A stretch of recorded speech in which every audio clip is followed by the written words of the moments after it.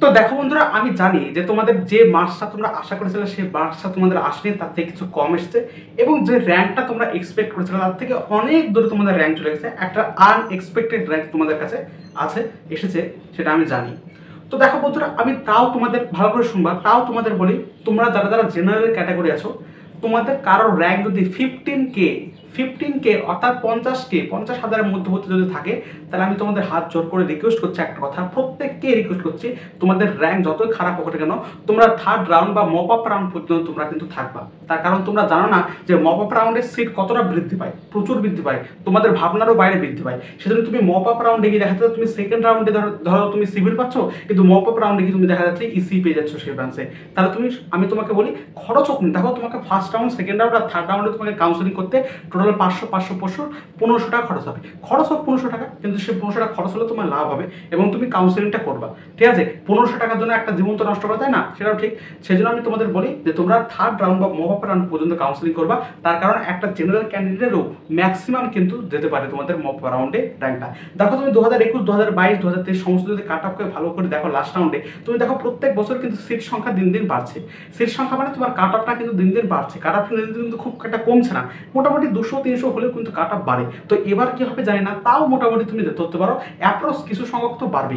Mop up round পর্যন্ত, decentralise counselling পর্যন্ত সেই এটা আরও বাড়বে, প্রচুর বাড়বে। সেজন্য আমি তোমাদের বলি আরেকবার যে তোমরা মপ আপ রাউন্ড পর্যন্ত সবসময় আপডেট থাকবে এবং আমি তোমাদের সাথে থাকবো মপ আপ রাউন্ড পর্যন্ত সমস্ত আপডেট, যখন কোন কলেজে মানে কোন রাউন্ডে কত র্যাঙ্ক পর্যন্ত নিচ্ছে বা কি নিচ্ছে সমস্ত কিছু ডিটেলস তোমরা এই চ্যানেলের মাধ্যমে, এই ভিডিওর মাধ্যমে তোমরা পেয়ে যাবে। সেজন্য যারা নতুন আছো তাদেরকে অবশ্যই বলি তোমরা এখনো চ্যানেলটা সাবস্ক্রাইব করে রাখো।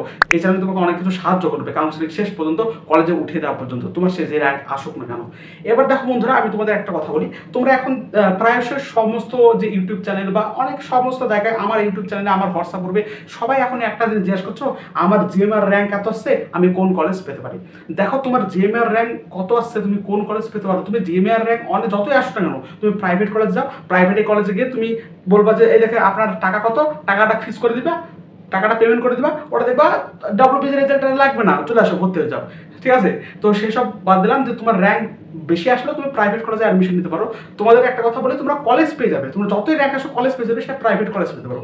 আমার ভালো করে কথাটা শোনো, যে তোমরা যখন এখন তো সমস্ত কিছু বলে বেড়াচ্ছ, যে এটা স্বাভাবিক হওয়ার কথা, যে তোমরা একটা ভবিষ্যতের জন্য একটা নিশ্চয়তা পাওয়ার জন্য একটা অনিশ্চয়তার কারণে তোমরা সবাইকে বলে বেড়াচ্ছ বা আমাকে প্রচুর ম্যাচ করছো যে আমার এই র্যাঙ্ক আছে, আমার মোটামুটি কোন কলেজ হতে পারে। তো দেখো মোটামুটি তোমাদের একটা আইডিয়া দেওয়ার জন্য আমি সামনে কিছুদিনের মধ্যে একটু ভিডিওটা দেরি হবে আনতে, তার কারণ আমাকে প্রত্যেক কিছু দেখে তারপরে আনতে হবে। আমি 2023 সালের লাস্ট রাউন্ডের কাট অফ অনুযায়ী আমি একটা লাস্ট রাউন্ডে কত কাট অফ যেতে পারে সেই অনুযায়ী প্রত্যেকটা ব্রাঞ্চ অনুযায়ী, প্রত্যেকটা ক্যাটাগরি অনুযায়ী ভাগ করে একটা ভিডিও আনবো, তার জন্য পাশে থেকো। এবং তোমাদের একটা ভালো কথা বলে দিই, দেখো যখন তোমার ফার্স্ট রাউন্ড, সেকেন্ড রাউন্ড এবং থার্ড রাউন্ডে কাউন্সিলিং স্টার্ট হবে, তখন ফার্স্ট রাউন্ডে যখন কাউন্সিলিং শুরু হবে তখনই ডাব্লিউবিসি বোর্ড থেকে একটা কিন্তু ওরা ফর্ম দিয়ে দেবে। ঠিক আছে, ওই ফর্মে তুমি যে কোনো কলেজে যদি দেখতে চাও, তুমি ধরো আইএম দেখবা, তুমি ধরো হেরিটেজ দেখবা, তুমি ধরো জেইউ দেখবা, সেই কলেজে তুমি বসাবা, এসে দেখবা সেই কলেজের সমস্ত লিস্ট তোমাদের সামনে কিন্তু উপস্থাপন হয়ে যাবে, প্রত্যেকটা ক্যাটাগরি অনুযায়ী, প্রত্যেকটা ব্রাঞ্চ অনুযায়ী, প্রত্যেকটা কাট অফ তোমরা সেখানে দেখতে পাবা। ঠিক আছে, সেজন্য তোমাদের বেশি চিন্তা করার কোনো কথা নাই, তার কারণ ফার্স্ট রাউন্ড, সেকেন্ড রাউন্ড এবং থার্ড রাউন্ড পর্যন্ত যথেষ্ট পরিমাণে কিন্তু তোমাদের থাকে, সময় থাকে। সেটা তুমি খুব সময় নিয়ে ভালো করে দেখে তারপর তুমি অ্যানালাইসিস করে দেখবা যে তোমার কোন কলেজটা হচ্ছে, এবং সেই কলেজ অনুযায়ী তুমি ভালোভাবে রিভিউ দেখবা, কেমন প্লেসমেন্ট যায়, তার উপর ভিত্তি করে তুমি সেই কাট অফটা মানে কাউন্সিলিংয়ে বসবা। বুঝে পেরেছো, first round, second round, third রাউন্ডের মধ্যে গ্যাপ দেয়, ওরা যখন ওই ফর্মটা দিয়ে ছেড়ে দেবে ডব্লিউবিসি বোর্ড থেকে সেই ফর্মটা ছাড়বে। এবার সেখানে তোমার কোনো একটা কলেজ, তুমি যা কলেজ বলবা সেই কলেজের নাম লিখবা, সেই কলেজের কাট অফ, যে ফার্স্ট রাউন্ডে কি কাট অফ যাবে 2024-এ, সেটা তোমাদের সামনে উপস্থাপন হবে, এবার তোমরা বুঝতে পেরে যাবা। ঠিক আছে, তো আমি সবসময় যখন এরকম লিস্ট আসবে, যখনই সমস্ত কিছু আপডেট আসবে, আমি তোমাদের জানিয়ে দেবো এই চ্যানেলের মাধ্যমে। সেজন্য আবারও বলি, চ্যানেলটাকে এখনো সাবস্ক্রাইব করে ফেলো, যারা এখনো সাবস্ক্রাইব করোনি, অনেক কিছু তোমাদের সাহায্য করবে। এবার আমি তোমাদের একটা কথা বলি, দেখো খুব ইম্পর্টেন্ট কথা, ভালো করে শুনবা। যারা এখন চয়েস ফিলিং করছো, তোমরা চয়েস ফিলিং কীভাবে করবো আমি তোমাদের ভালোভাবে বলে দিই। যারা মোটামুটি জেইউ পেয়ে যাচ্ছ, কল্যাণী ইউনিভার্সিটি পেয়ে যাবা, কেজিইসি বা জেজেইসি, এই 4টে কলেজ যারা পেয়ে যাবা, সে মোটামুটি যে কোনো ব্রাঞ্চই হোক না কেন, খুব একটা কোর ব্রাঞ্চ যাবে না, তবে আমি বলি জেইউ এর যে কোনো কোর্স বা কোর ব্রাঞ্চ তুমি যদি চান্স পাও তুমি নিয়ে নিতে পারো, সেখান থেকে ভালোভাবে প্লেসমেন্ট হয়। আর বাদ বাকি যে সমস্ত তোমার কলেজগুলো বললাম, ক্যালকাটা ইউনিভার্সিটি, কেজিইসি, জেজেইসি, মোটামুটি তুমি সিভিল পর্যন্ত সমস্ত ব্রাঞ্চকে কিন্তু তুমি নিতে পারো, ভালো না মানে খুব একটা খারাপ হবে না। বুঝতে পেরেছো তো? তাহলে কি বললাম, Calcutta university, Jadavpur Jadavpur university, and কি কেজিইসি অ্যান্ড জেডিইসি, এই চারটের মধ্যে তুমি যদি চান্স পাও তাহলে তুমি চলে যাবা, এবং শুধুমাত্র যাদবপুরের মধ্যে যে কোনো কোর ব্রাঞ্চ হলে তুমি চলে যাবা। আর বাদ বাকি যে তিনটি বললাম ওই দুটো মোটামুটি সিভিল পর্যন্ত রাখার চেষ্টা করবা কাউন্সেলিং করার।